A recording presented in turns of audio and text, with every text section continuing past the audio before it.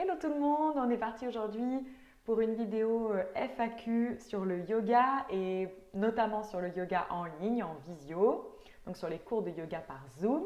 Donc j'ai regroupé toutes vos questions, je les ai ici. Je vous ai demandé sur Instagram et par newsletter si vous aviez des questions à propos de cette thématique et donc je vais y répondre. La première question c'est de quel matériel ai-je besoin? On a besoin du même matériel qu'un cours de yoga en studio. On a besoin d'un tapis de yoga forcément ou d'un tapis de sol à défaut si on n'a pas encore investi dans un tapis de yoga. On a besoin de 2 briques de yoga, d'une sangle de yoga et d'un plaid pour la relaxation. D'ailleurs, vous le voyez dans la vidéo derrière, là, hop, il y a les briques de yoga par terre et le tapis puisque à l'arrière, c'est ma zone pour faire les cours.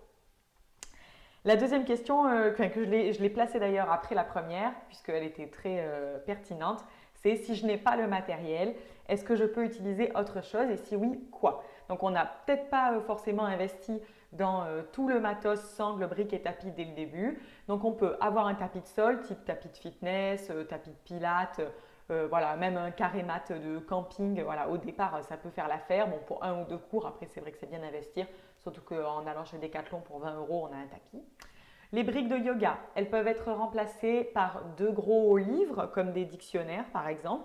Donc au moins c'est carré et assez épais. Ou alors par des coussins un peu durs et fermes qui font à peu près la taille d'une brique. Et la sangle, elle peut être remplacée par une ceinture, par un foulard, voilà, par toute chose assez longue qui s'étire. Ça peut même être une sangle pour accrocher par exemple les vélos sur la voiture ou voilà, une sangle de bricolage. Ensuite, quel niveau est nécessaire pour accéder à tes cours? Alors, moi, mes cours, ils sont tout niveau. Je propose des variantes dans chaque posture, enfin pas toutes, mais dans beaucoup, avec une variante débutant, un peu intermédiaire et ensuite avancée, pour que ceux qui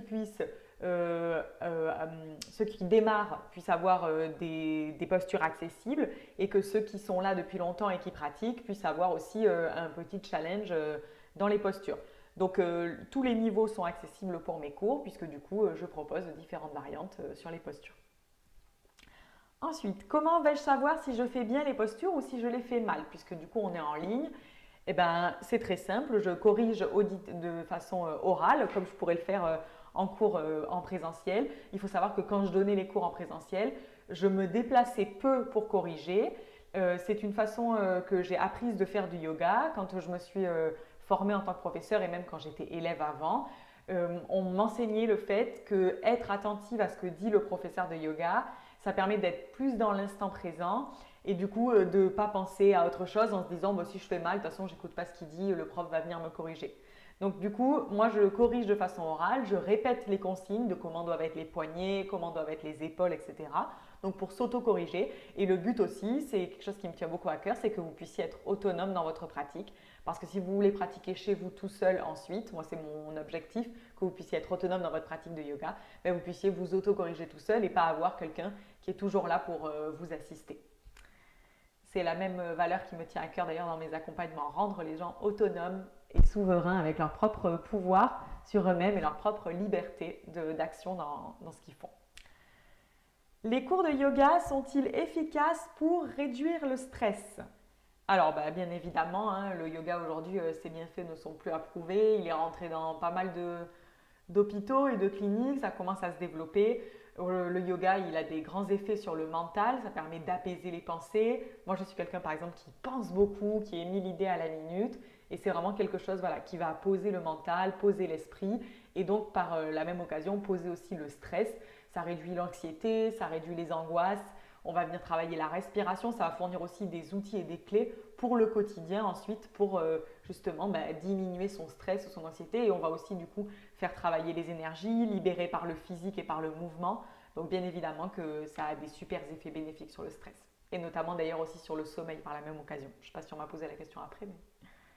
Quelle est la différence entre tes différents cours de yoga et de quel type de yoga s'agit-il?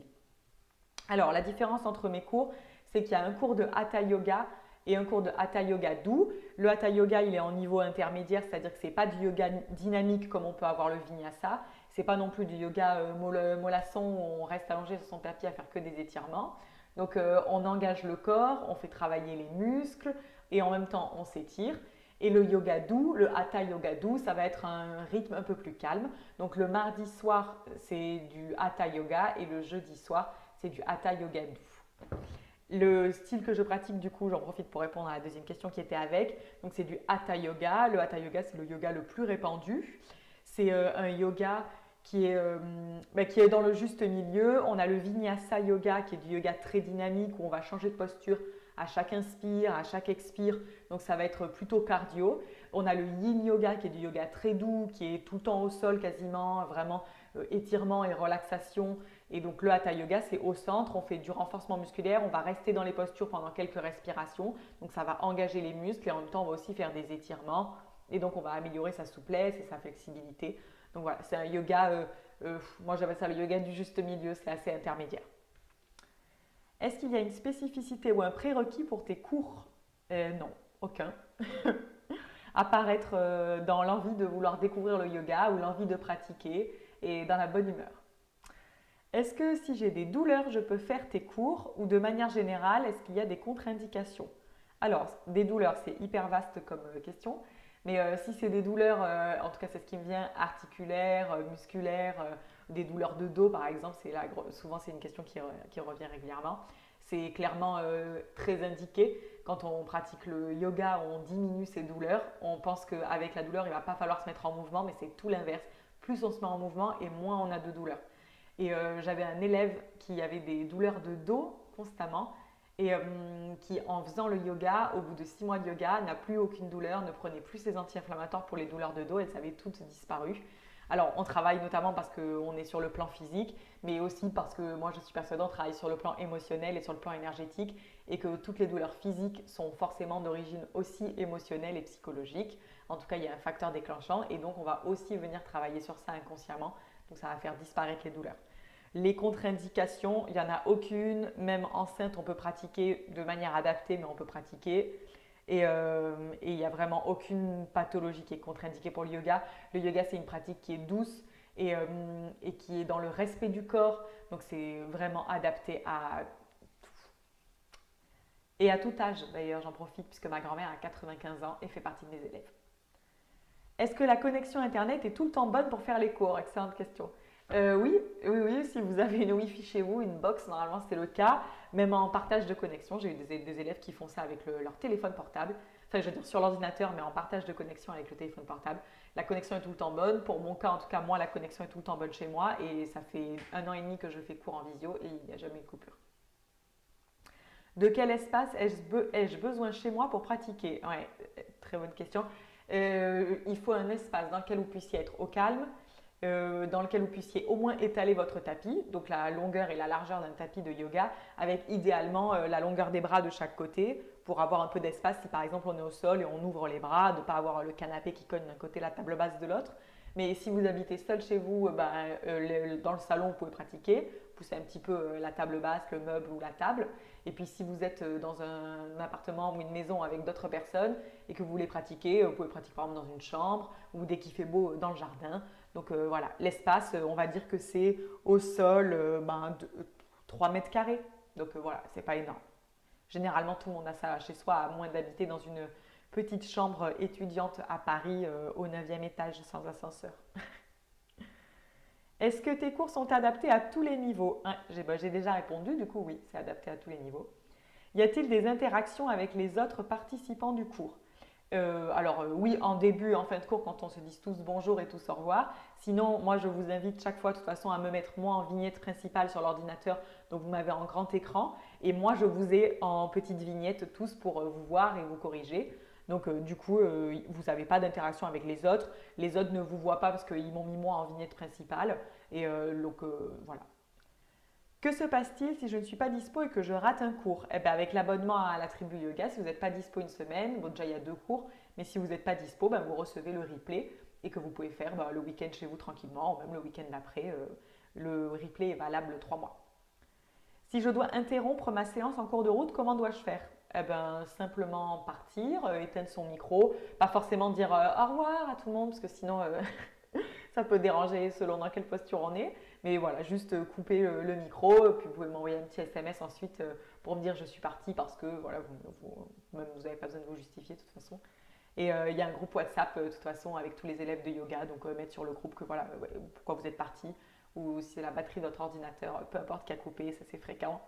Donc pensez d'ailleurs dans les conseils, la question pour l'instant m'a pas été posée, mais de brancher votre ordinateur à une prise pour pas que la séance coupe. Est-ce que l'on doit allumer sa caméra pendant le cours? Alors oui, oui, parce que sinon je ne peux pas vous voir et pour vous corriger c'est compliqué. Pas le fait que je sois passionnée de la correction de mes élèves, mais on peut faire des postures et si on fait les mauvais mouvements, ça ne va pas être bénéfique pour notre corps. Typiquement quand on est en fente par exemple, on a le genou au-dessus de sa cheville. Si on a le genou trop en avant, on va solliciter le genou et à force de faire les cours et d'avoir toujours la mauvaise posture, ça peut être délétère pour ses articulations. Donc oui, clairement la caméra doit rester allumée pour que je puisse vous corriger. Quels sont les avantages du cours en visio par rapport au cours de yoga en studio? Alors, les bienfaits en termes de yoga sont exactement les mêmes. Et les avantages d'être en visio par rapport au studio, alors en plus j'ai enseigné en studio, donc je peux vous les dire. Le cours en visio, c'est que quand vous rentrez chez vous, par exemple après le travail, vous n'avez pas à aller vous déplacer au studio de yoga, que ce soit en transport en commun ou en voiture, retrouver une place, ou alors rentrer chez vous et ressortir pour aller au cours de yoga. Donc là en plus on rentre dans l'hiver. Donc clairement, il y a la tranquillité, la flexibilité des horaires. Quand le cours est terminé, vous rabattez l'écran de votre ordinateur et vous êtes directement chez vous. Vous pouvez directement manger, être avec vos proches, sortir. Donc clairement, pour moi, je dirais que l'avantage du cours de yoga en ligne, c'est une plus grande liberté. Notamment aussi dans vos déplacements, c'est-à-dire que vous partez en déplacement professionnel, en vacances chez des amis, avec votre tablette ou votre téléphone, vous pouvez quand même continuer vos cours de yoga, vous ne les ratez pas. Je pense notamment à une des retraitées que j'ai dans mes cours et qui part souvent, qui fait les cours selon là où elle est en vacances, voilà, et qui continue ses cours, alors que si elle avait cours dans un studio, elle raterait beaucoup de cours. Et dernière question, comment ne pas être dérangé chez moi pendant que je suis le cours? Alors, informer déjà les gens qui sont dans le même appartement, la même maison que vous, que vous faites cours de yoga, donc de diminuer leur volume de voix, de ne pas mettre la musique, de ne pas rentrer dans la pièce dans laquelle vous vous êtes placé. Pendant l'heure, voilà, c'est une heure et quart, ça peut largement se faire. Ensuite, si vous avez peur d'être dérangé par des voisins, ou moi c'est ce que je fais en tout cas chez moi, ou des livreurs, etc., je mets une petite pancarte, cours de yoga en cours, merci de ne pas déranger. J'avais même, avant là où j'étais, du coup il y avait du passage dans la rue et il y avait souvent des enfants qui passaient. Donc je mettais veuillez baisser le volume, un cours de yoga est en cours, voilà. Et ça a toujours été respecté. Donc voilà, juste de prévenir les gens qui vous entourent que vous faites cours et que vous voulez une heure de calme et c'est largement entendable. Et il faut exprimer ses besoins dans le calme et avec la parole et tout se passe super bien. Et donc du coup, c'était la dernière question. Et alors si vous avez d'autres questions, n'hésitez pas à me les mettre en commentaire de la vidéo parce que je tournerai très probablement d'autres FAQ sur le yoga. Ça peut être aussi des questions sur la pratique de yoga, sur une posture que vous avez et que vous ne comprenez pas comment la faire, etc. Là, c'était vraiment tourné autour des cours de yoga en ligne, mais sinon, si vous avez des questions sur la thématique générale du yoga, n'hésitez pas, je tournerai d'autres vidéos sur ce sujet pour répondre à vos interrogations et éclairer cette très belle discipline qui, moi, a changé ma vie et qui change la vie de beaucoup de gens. Et je pense très certainement que tout le monde devrait faire du yoga dans sa vie au vu des bienfaits que ça a sur le mental, sur l'émotionnel, l'équilibre que ça apporte et sur le physique. Et bien, je vous souhaite une belle journée et je vous dis à bientôt.